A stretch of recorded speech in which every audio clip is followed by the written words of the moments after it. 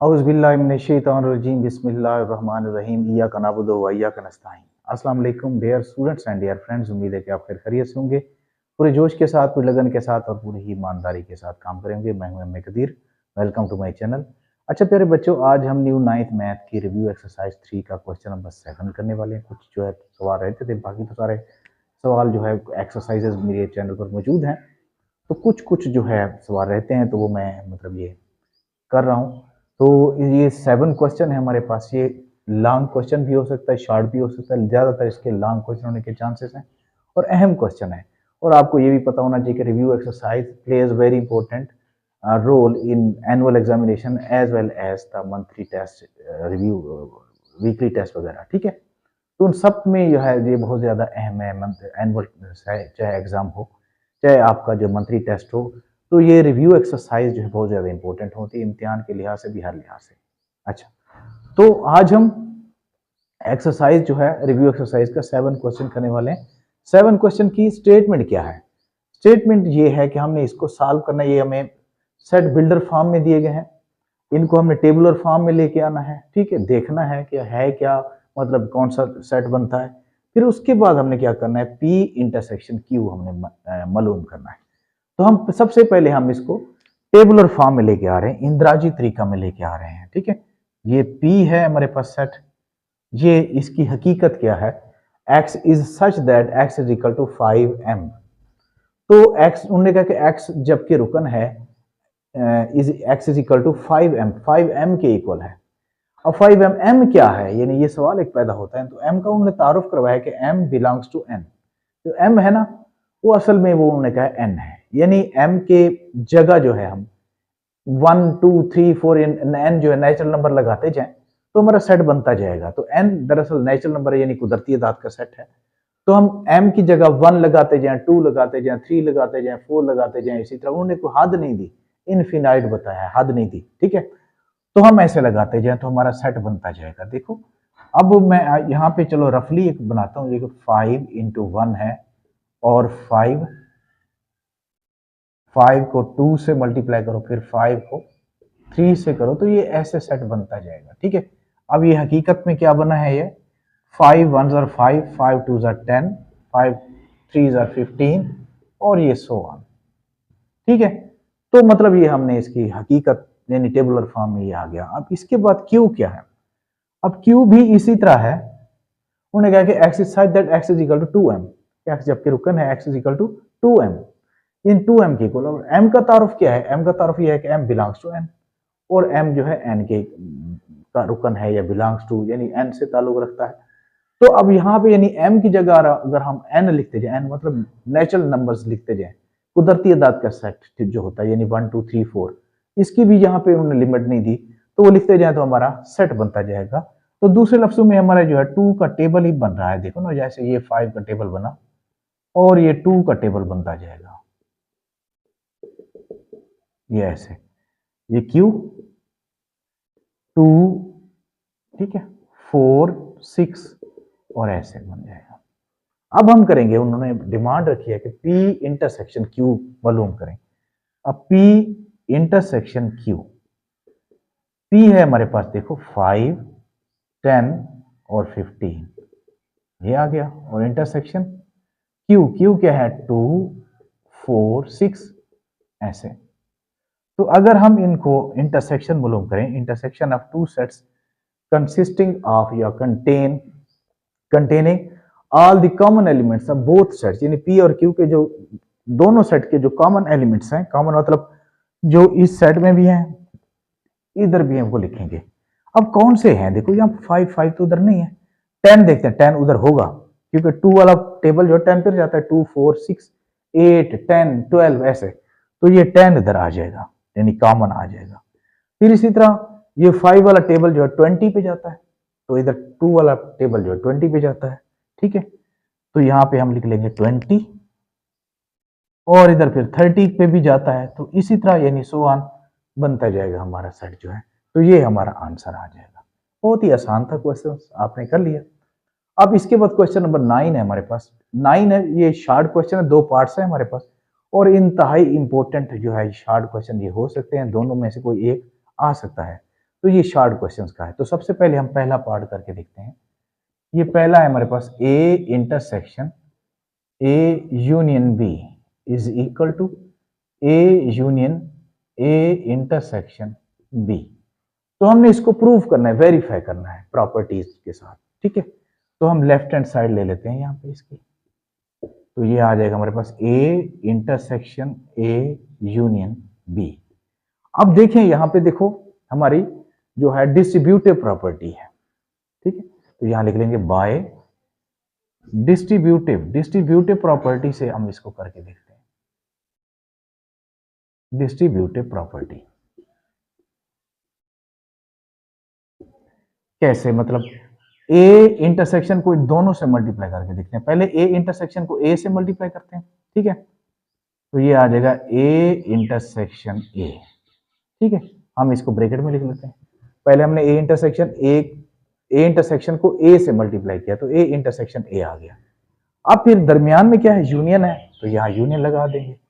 फिर अब A intersection को बी से मल्टीप्लाई करते हैं, तो ये आ जाएगा ए इंटरसेक्शन बी। देखिए ये हमारे पास जो नहीं, जब हम इसको मल्टीप्लाई करते हैं, डिस्ट्रीब्यूटिव प्रॉपर्टी का इतलाक जब करते हैं, तो हमारे पास ये आ जाता है।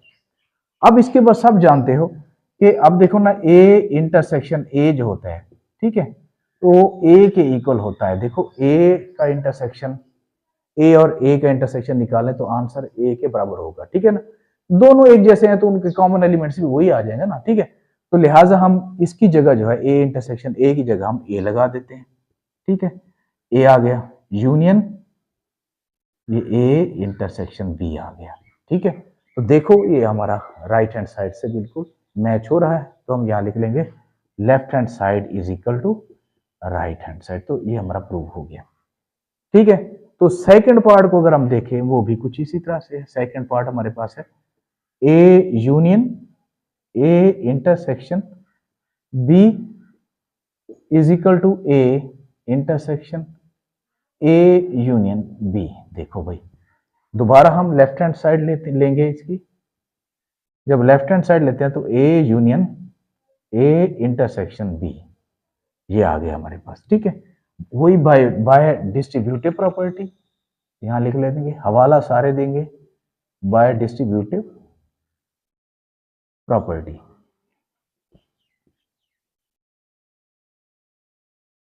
देखो इसको ए यूनियन को ए से मल्टीप्लाई करेंगे, ए यूनियन ए आ गया, ठीक है। ब्रैकेट में इसको डाल लेंगे। फिर इसके बाद दरमियान में इंटरसेक्शन है, फिर ए यूनियन को बी से मल्टीप्लाई करेंगे, ए यूनियन बी। अब देखिए यहाँ पे ए यूनियन ए जो होता है, ठीक है, ए यूनियन ए जो होता है वो ए के इक्वल ही होता है, ठीक है। ए और ए का यूनियन करें तो ए के इक्वल आएगा ना। तो यहाँ पे लिहाजा हमारा ये प्रूव हो गया, ए यानी इसकी जगह ये ए के इक्वल है तो इसकी जगह हम ए पुट कर लेंगे, तो A intersection A union B. तो लिहाजा हमारा ये प्रूव हो गया, ठीक है। Left hand side is equal to right hand side. तो ये मतलब इतना ही है, बहुत ही मतलब मुफ्त के नंबर है अगर आप इसको करेंगे तो। 10 क्वेश्चन में हम फंक्शंस कर रहे हैं। ये है हमारे पास, इफ ये g of x is equal to 7x minus 2, ठीक है, ये है। और फिर s ऑफ x दूसरा मेन फंक्शन हमारे पास है 8x स्क्वायर और -3। तो ये दोनों हमारे पास मेन फंक्शन है। आगे उन्होंने कहा है कि इसका फाइंड करें अब g ऑफ 0, ये फाइंड करना है। पहला पार्ट जो है g ऑफ 0। अब g ऑफ 0 को देखें, ये इसका माइनर फंक्शन है, देखो g वाला जो पहले वाला हमारे पास है, ठीक है। तो हम इसको यूटिलाइज करके ये 7x माइनस 2, ठीक है। अब यहाँ पे g ऑफ 0 फाइंड करना है हमने। अब देखो यहाँ पे g ऑफ x है, अब x की जगह देखें तो 0 है, ठीक है। तो हम x की जगह 0 लगा देते हैं, यहाँ 0 आ जाएगा, इज इक्वल टू जहां जहां x होगा 0 लगा देंगे, ठीक है। तो अब g of 0 is equal to हमारे पास जो है इसी की वैल्यू फाइंड करनी है, g ऑफ 0। तो यहाँ देखो 7 0 0 और -2, यहाँ पे आ जाएगा -2, तो -2 हमारे पास जी ऑफ 0 जो है हमारा -2 आ जाएगा आंसर। ठीक है, नेक्स्ट हमारे पास है जी ऑफ -1, जी ऑफ -1 ये फाइंड करना है। तो अगेन वही मेन फंक्शन हमारा वही आ जाएगा, g of x is equal to 7x -2। अब क्या करना है, x की जगह क्या है, -1 है, तो -1 ही लगाते जाएंगे। देखो -1, 7 इंटू -1 -2, तो -7 -2 -9 जी ऑफ -1, ये हमारे पास आंसर आ गया। फिर इसके बाद जो है नेक्स्ट है जी ऑफ -5/3, थर्ड पार्ट हमारे पास है जी ऑफ -5/3। ठीक है, ये फाइंड करना है। तो मेन फंक्शन हमारा अभी तक पहले वाला आ रहा है 7x -2। ठीक है, अब यानी x की वैल्यू तब्दील हो रही है, तो यहाँ पे अब देखो जी ऑफ -5/3, 7 इंटू -5/3 -2। देखो जी ऑफ -5/3, तो यहाँ पे कटता नहीं है, तो 7 को 5 से मल्टीप्लाई करेंगे, -35, 7 5 35 हो जाएगा ओवर 3 -2। तो अब हम इसका एलसीएम ले लेते हैं। ठीक है, 3 और 1 का 3 आ जाएगा। जब इनको मल्टीप्लाई करके एलसीएम लिया जा सके, ठीक है, तो हम फिर इनको क्रॉस मल्टीप्लीकेशन भी कर सकते हैं। -35 -3 2 6। ठीक है, तो ये आ जाता है हमारे पास -41 आ जाता है ओवर 3। तो जी ऑफ -5/3 जो है -41/3 आ जाएगा। ठीक है, अब इसके बाद जो है हम करते हैं, देखते हैं हमारे आंसर भी, हाँ ठीक है, आंसर भी ठीक है। अच्छा, इसके बाद है हमारे पास एस ऑफ 1। अब मेन फंक्शन आ गया, देखो 3 तक जो हम निकले, अब एस ऑफ 1 उन्होंने कहा है, ये मालूम करें एस ऑफ 1 जी, एस ऑफ 1। तो एस वाला मेन फंक्शन ले लेंगे, S of X is equal to 8x² -3। अब जो है यहाँ पे मेन फंक्शन एस वाला होगा, ये वाला। तो एस ऑफ एक्स 1 जो है, एक्स की जगह 1 है, तो जहां जहां एक्स होगा वहां वहां पे हम 1 ही लगा देते हैं, इंटू 1 का स्क्वायर -3। तो एस ऑफ 1 का स्क्वायर 1 ही आ जाएगा, तो 1 को फिर 8 से मल्टीप्लाई करेंगे, 8 1 जार 8, और 8 में से 3 को लेस करेंगे तो 5 आ जाएगा, यानी एस ऑफ 1 हमारे पास 5 आ जाएगा। ठीक है, अब नेक्स्ट है एस ऑफ -9, ये 5 है, एस ऑफ -9 ये फाइंड करते हैं।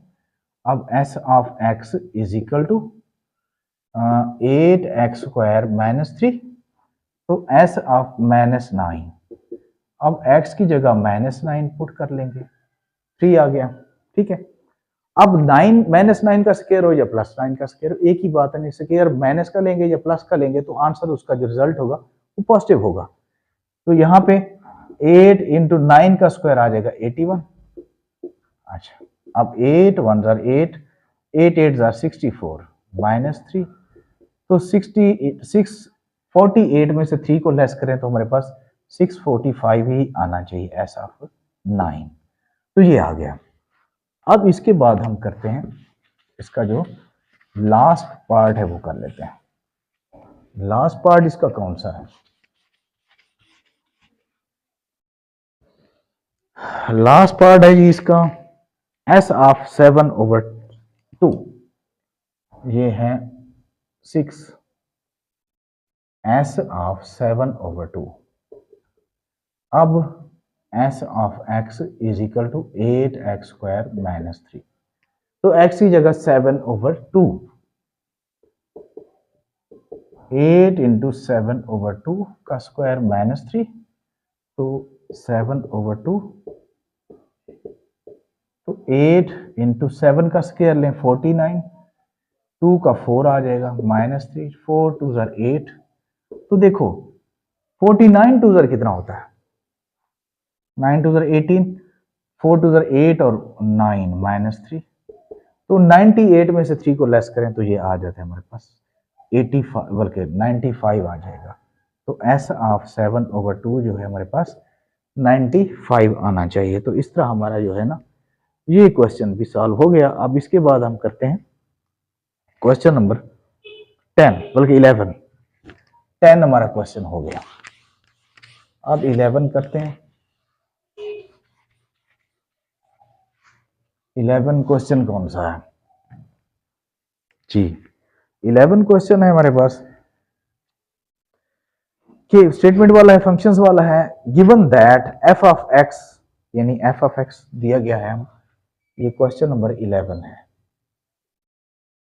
ये एफ ऑफ एक्स दिया गया है is equal to A X plus B. ठीक है, फिर उन्होंने कहा है कि A B are constant. A B जो है कांस्टेंट है, कांस्टेंट नंबर्स हैं। उन्होंने फिर दिया है कि F of -2 is equal to 3, ये दिया है। फिर इसके बाद F of 4 is equal to 10। तो फाइंड करना, हमने ए की वैल्यू भी फाइंड करनी है और बी की वैल्यू भी फाइंड करनी है। ये कांस्टेंट जो हमारे पास है, इनकी वैल्यूज फाइंड करनी है। चलेगी, बहुत इंतहाई यानी लॉन्ग क्वेश्चन ये हो सकता है। ठीक है, तो इंतहाई आसान क्वेश्चन है। अगर आप इसको सॉल्व करेंगे तो सबसे पहले हम F of X is equal to A X plus B, तो मेन फंक्शन पहला ये हमारे पास आ गया। अब ये छोटा जो है माइनर छोटा फंक्शन है हमारे पास, f of -2 is equal to 3, यानी यहाँ पे देखो एक्स की जगह क्या है, -2 है। तो यहाँ x की जगह -2, यानी पहला पहला जो हमारा है ना, इसको x की जगह -2 हम पुट कर लेंगे। देखो -2 a इंटू -2 प्लस बी। ठीक है, अब क्या है, f of -2 is equal to 3। अब इस सारे की जगह जो है इसकी वैल्यू क्या है, 3 है। तो अब हम इसकी जगह हम 3 लिख लेते हैं। तो ये आ जाएगा -2a plus B is equal to 3। तो सीधा कर लेंगे -2a plus B is equal to 3। तो ये हमारे पास फर्स्ट इक्वेशन आ जाएगी। ठीक है, अब नेक्स्ट में क्या है, नेक्स्ट जो हमारे पास है ये वाला है और मेन फंक्शन वही है, F of X is equal to A X plus B. ठीक है, अब एफ ऑफ 4 है, यानी एक्स की वैल्यू क्या है, 4 है। तो यहाँ पे 4 लिख लेते हैं। तो a इंटू 4 प्लस बी। ठीक है, अब F of 4 is equal to 10। तो अब इस सारे की वैल्यू कितनी है, 10 है। तो इसकी जगह हम 10 लगा देते हैं। देखो यहाँ पे 4a प्लस बी, तो इसको सीधा कर लेंगे, 4a plus B is equal to 10। तो ये हमारी सेकेंड इक्वेशन हो जाएगी। अब करना क्या है, हमने क्या a और b की वैल्यू फाइंड करनी है। तो दोनों इक्वेशंस हमारे पास है, 2a plus B is equal 3, इधर है 4a plus B is equal to 10।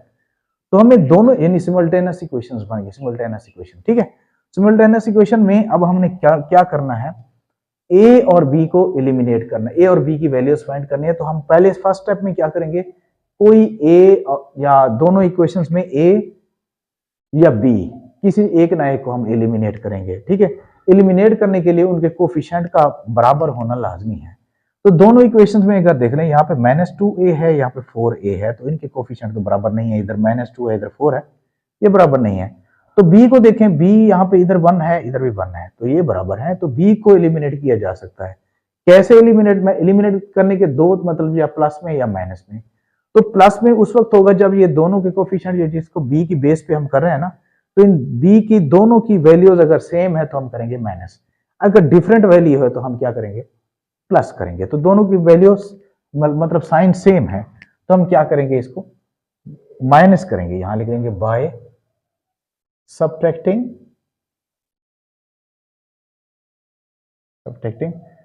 2 from 1। 1 में से 2 को माइनस कर, या 2 में से 1 को माइनस कर लो तो कोई बात नहीं है। -2a plus B is equal to 3, ये आ गया। अब ये आ गया 4a plus B is equal to 10।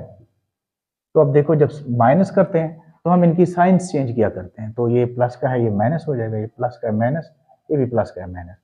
तो ये तो हो गया कैंसिल। तो ये माइनस का 4 माइनस का 2, तो माइनस का 6 आ गया।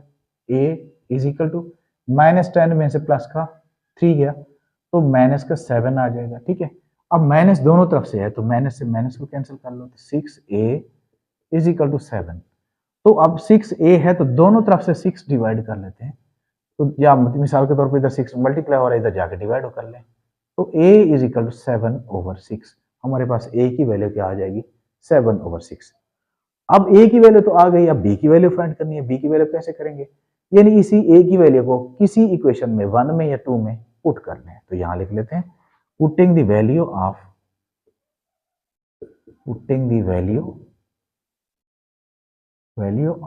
a इंटू 1 में पुट कर लेते हैं। 1 जो तरतीब से आ रहा है 2 में भी आप पुट कर सकते हो, plus b is equal to 3।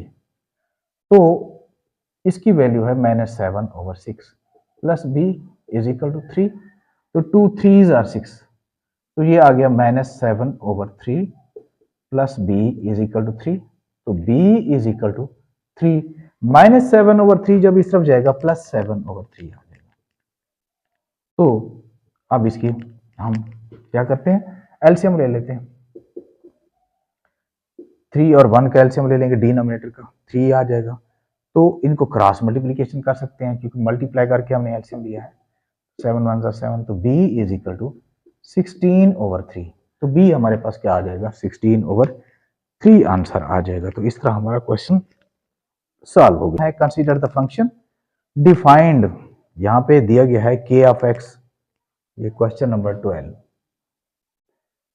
Question number 12 ये है k of x is equal to 7x और -5। ठीक है, तो यहाँ पे जो माइनर फंक्शन है k of x is equal to 100 दिया गया है। तो मालूम क्या करना है, x की वैल्यू हमने फाइंड करनी है।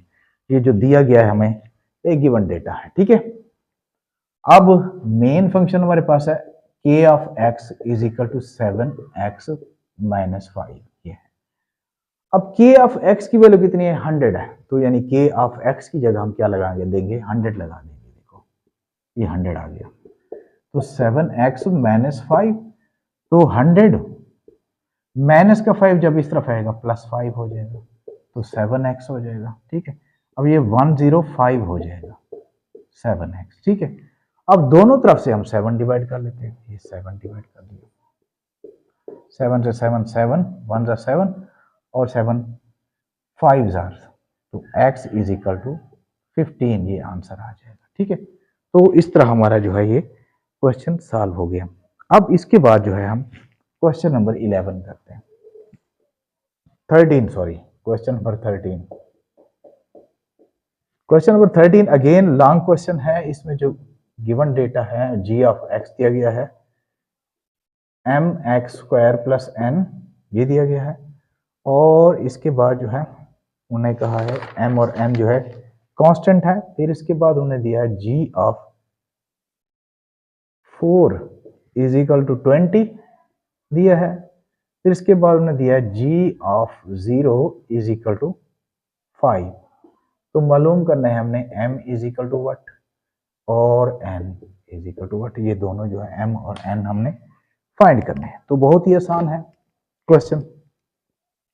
अब पहले जो मेन फंक्शन है वही ले लेंगे, g of x is equal to mx² plus n g। तो पहला माइनर फंक्शन जो हमारे पास है, देखो g of 4 is equal to 20, मतलब x की जगह 4 है तो 4 हम लगाते जाते हैं। ठीक है, ये g ऑफ 4 m और यहाँ पे 4x का स्क्वायर प्लस n। अब g of 4 is equal to 20, अब g ऑफ 4 की जगह हम 20 लगा देते हैं। तो 4 4 आर 16, m 16 आ जाएगा सॉरी, प्लस n। ठीक है, तो इस तरह इसको थोड़ा हम सीधा कर लेते हैं। ये ऐसे आ जाएगा 16m plus n is equal to 20। ये हमारे पास फर्स्ट इक्वेशन आ जाएगी। ठीक है, अब नेक्स्ट हमारे पास जो माइनर फंक्शन है कि g of 0 is equal to 5। तो यहाँ पे वही मेन फंक्शन पहले लिख लेंगे। देखो छोटी सी लाइन मैंने लगा ली है ताकि जो है थोड़ा सेपरेशन दिखे, प्लस n। अब g ऑफ 0 यानी x की वैल्यू क्या है, 0 है, यहाँ 0 लिख देते हैं। ये 0 का स्क्वायर प्लस n। अब देखो यहाँ पे तो g ऑफ 0 क्या है, 5 के इक्वल है, तो यहाँ पे हम 5 लगा देते हैं। तो 0 का स्क्वायर भी 0 आ जाएगा, जब 0 का स्क्वायर 0 आ जाएगा तो 0 को m से जब मल्टीप्लाई करेंगे तो वो भी 0 हो जाएगा, 0 के साथ जो भी टकराता है 0 ही हो जाता है।